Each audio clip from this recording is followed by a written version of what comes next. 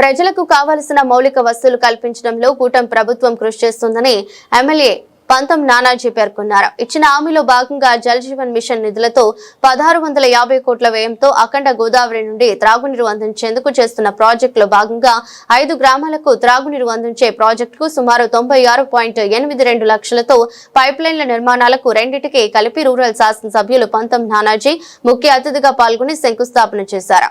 ఈ సందర్భంగా ఎమ్మెల్యే నానాజీ మాట్లాడుతూ గ్రామాలలో ప్రతి ఒక్క ఇంటికి త్రాగే నీరు అందించేందుకు కూటమి ప్రభుత్వంలో ముఖ్యమంత్రి చంద్రబాబు నాయుడు ఉప ముఖ్యమంత్రి పవన్ కళ్యాణ్ ఆశయాలతో ఇక్కడి ప్రజలకు త్రాగునీరు కష్టాలు శాశ్వతంగా తీర్చేందుకు ఈ ప్రాజెక్టు ఉపయోగపడుతుందని అన్నారు.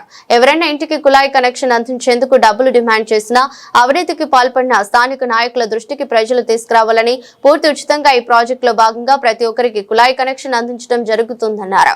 ఈ కార్యక్రమంలో ఎంపీపీ నందిపాటి అనంతలక్ష్మి, ఎంపీడీఓ సతీష్ బాబు, గ్రామ సర్పంచ్ కోటిపల్లి ఉమా సతీష్, నీటిపారుదల శాఖ అధికారులు, టీడీపీ జిల్లా ప్రధాన కార్యదర్శి Penke Srinivas Babu, Nurukurthi Venkateswararao, Chippadi Venkateswararao, civil supply corporation director Kadali Eswari, కూటమి నాయకులు, కార్యకర్తలు పాల్గొన్నారు.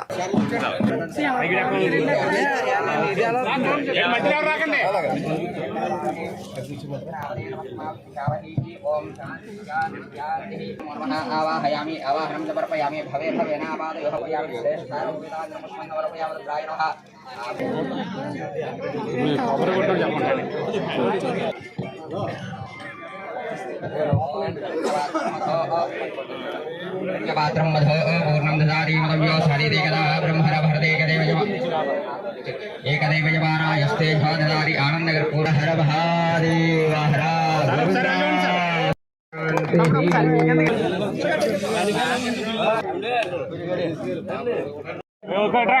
సైడ్ కొండండి మీరు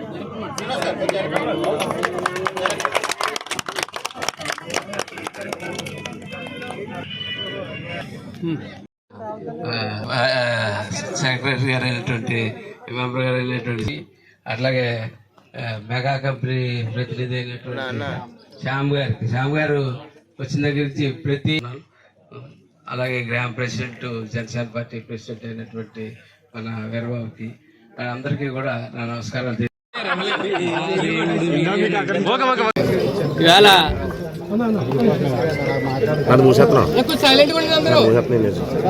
అందరికీ నమస్కారం.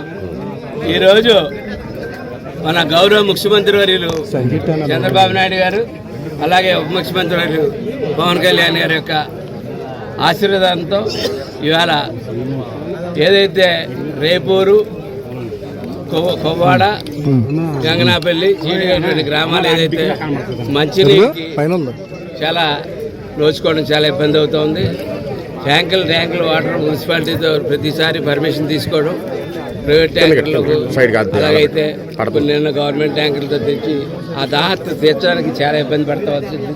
దాని శాశ్వత పరిష్కారం మన ఎండిఓ గారు మన ఇచ్చిన సలహా మేరకు మేము కలెక్టర్ గారిని అడగడం, కలెక్టర్ గారు ఎమ్మటే దాన్ని ఎస్టిమేషన్ వేయించి ముందు తాత్కాలికంగా 6-7 ఇంచెస్ డయాతోటి 6 గేజ్ ఒక 6 గేజ్ తోటి ఉన్నటువంటి పైప్ లైన్ 3.5 కిలోమీటర్ల పైప్ లైన్ అరట్లగట్ట నుంచి కొవ్వాడ దాకా, కొవ్వాడలో ఏదైతే వీళ్ళు కడతా ఉన్నారో, ఎవరైతే మెగా ఇంజనీరింగ్ కంపెనీ కడతారో వాటర్ గ్రిడ్ ఏదైతే ఉందో ఆ గ్రిడ్ యొక్క సంపులోకి ఆ కనెక్షన్ రావడం, అక్కడి నుంచి 10 లక్షల లీటర్ల వాటర్ ఆ సంపులోంచి ఇతరా చేసుకుని ఓహెచ్ఎస్ఆర్లకి వెళ్ళి ఓహెచ్ఎస్ఆర్ల నుంచి పైప్ లైన్ ద్వారా ప్రతి ఊరికి కూడా ప్రతి ఒక్క ఊరికి వెళ్తుంది. ఈ సమ్మర్ నాటికి ఈ నీటి ఈ గ్రామాలకు ఎన్నో ఏళ్ళగా ఉన్నటువంటి నీటి బెడద తీర్చేసి కార్యక్రమం అయితే చేస్తూ ఉన్నాం. దీంట్లో కూటమి నాయకులు ప్రతి ఒక్క నాయకుడు కూడా ఇందులో ఇన్వాల్వ్ అయి ఉన్నారు. అందరూ కలిసి కలెక్టర్ గారు రిక్వెస్ట్ చేసిన తర్వాత కలెక్టర్ గారు దాన్ని శాంక్షన్ చేయడం జరిగింది. దాన్ని ఆల్రెడీ టెండర్స్ కూడా అయిపోయినాయి. ఆ వర్క్ అయితే స్టార్ట్ చేయబోతున్నారు. ఇవాళ శంకుస్థాపన మంచి రోజు ఇవాళ శంకుస్థాపన చేయడం జరిగింది.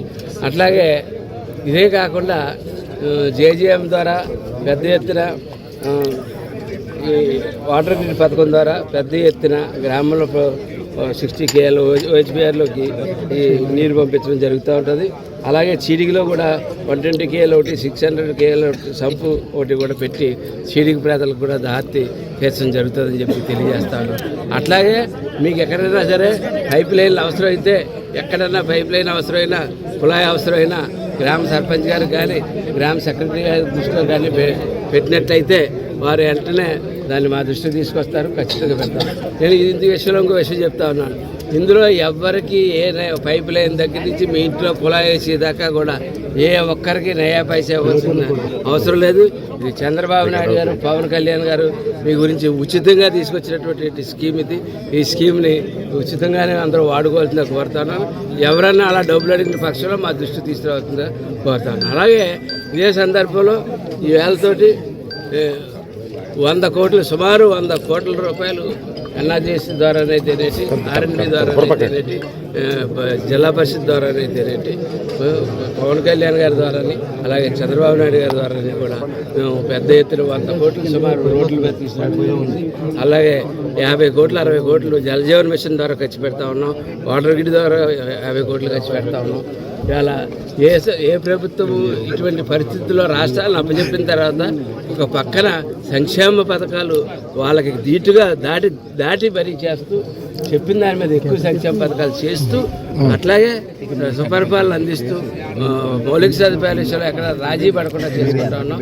ఒక్క డ్రైన్స్ విషయంలో కొంచెం వెనకబడి ఉన్నాం. ఎందుకంటే డ్రైన్స్కి అవుట్లెట్లు లేక చాలామంది కాలువలు ఆక్యుపై చేసేసి, గత ప్రభుత్వ కాలువలు ఆక్యుపై చేసి ఇబ్బంది గురి చేస్తారు. అవన్నీ కూడా కాలువలన్నీ సరి చేసిన తర్వాత డ్రైన్స్లో కూడా దృష్టి పెట్టడం జరుగుతుంది. నెక్స్ట్ ఇయర్ అంతా డ్రైన్స్ మీద ఎక్కువ దృష్టి పెడతాం. ఈ సమ్మర్లో ఎవరికి మంచినీరు లేదు అన్నమాట రేపు ఏప్రిల్ నుంచి ఎవరికి కనపడుతుందని చెప్పి